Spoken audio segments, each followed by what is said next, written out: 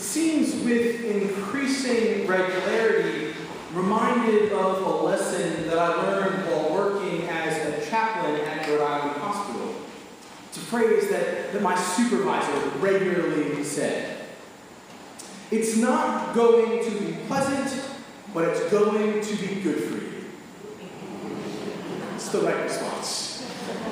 Throughout our unit, he was trying to remind us that while what we were experiencing was difficult, if we persevered through it, we would grow and our continued development would be better for it. It seems to me that is exactly what Jesus is saying to us today. It's not going to be easy. Things are going to be difficult and painful and maybe even downright scary, but in the end, if you persist through it, it's all going to be worth it. Today's gospel passage opens with words that sound rather harsh. Do you think that I have come to bring peace to the earth? No, I tell you, but rather division. If you were not fully awake before, I suspect upon hearing our deacon proclaim those words, you took notice of it. Here, the one hailed as the Prince of Peace declares that he has not come to bring peace, but rather division. These words should stop us in our tracks. They should make us take notice. Because on the surface, it appears that these words are radically different than everything we have heard about Jesus up to this point. These words should make us wonder, is Jesus just having a bad day, maybe even feeling a bit angry, or is something deeper at work? While we might be in the heart of August, savoring these remaining days of summer, Jesus is not enjoying the benefits of vacation. He's on the road to Jerusalem. He has set his face toward that city which kills the prophets and stones those who are sent to it. Jesus is being intentionally startling, trying to get the disciples' attention. He knows what lies ahead for him and thus what lies ahead for them. Jesus here is saying, pay attention. This is important. You have to know what's coming so you can be ready. The gospel, according to Luke from the very beginning, announces that God is going to become incarnate, that God is going to come to us in a form and manner we can comprehend to bring peace. It's announced by angels. It's told that prophecies like in Zechariah's when he says that this child will guide our feet into the way of peace. So how is it possible that Jesus now declares he's not going to bring peace? Were the angels and the prophecies wrong? It seems more likely, at least to me, is that humanity got it wrong. That we misunderstood what we were being told. We didn't quite understand what peace is all about. All too often, and this has been true throughout time, we misunderstand what peace is. Too often, it becomes a synonym for maintaining the status quo.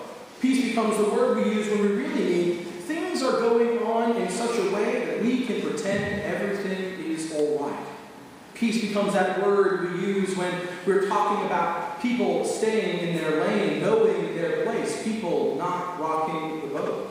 I find it profoundly revealing that the most common charge brought against those fighting for civil rights and racial justice in the 1960s was disorderly conduct, which is defined as broadly signifying conduct which tends to breach the peace. Those seeking justice, those seeking the dignity of all persons, regardless of the color of their skin, were disturbing the peace. They were challenging the status quo.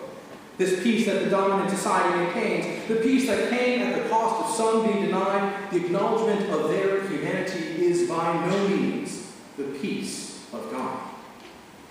The way Eugene Peterson, in his biblical paraphrase, The Message, translates the opening of this passage, reveals a bit of what God's peace is really about. He writes, I've come to change everything, turn everything right side up, how I long for it to be finished. Do not think I have come to smooth things over and make everything nice. Not so. I've come to disrupt and confront. Jesus has come to fulfill those words of the Magnificat, those words which begin Luke's gospel. He has shown the strength of his arm. He has scattered the proud in the thoughts of their hearts. He has brought down the powerful from their thrones and lifted up the lowly. No wonder Jesus announces that his message, his ministry, his very life is going to bring division. Challenging the status quo is no easy business. Turning the world right side up is going to cause chaos. Because whenever the causes of justice and liberation are on the move, division and strife follow. How could it not? I'm sure those powerful ones being cast from their thrones have some feelings about it. They are, and have always been, fighting against the peace of God. Jesus further illustrates the disruption of the status quo by talking about familial division.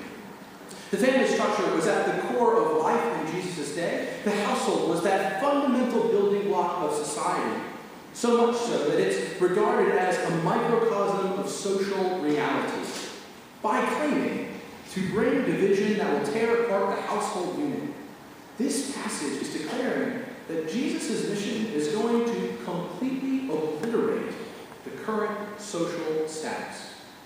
How we understand who we are, how we understand our relationships is going to change. No longer will our identity be linked and understood by our lineage, but will be understood by our connections, our relationships, our unity in the blood of Christ. After all, Jesus says when his mothers and brothers come to bring him home because they think he's lost his mind, "My mother and my brothers are those who hear the word of God and do it." As harsh, challenging, even as mean as these words might seem, I do believe there is good news. Provocative news, but good news nonetheless.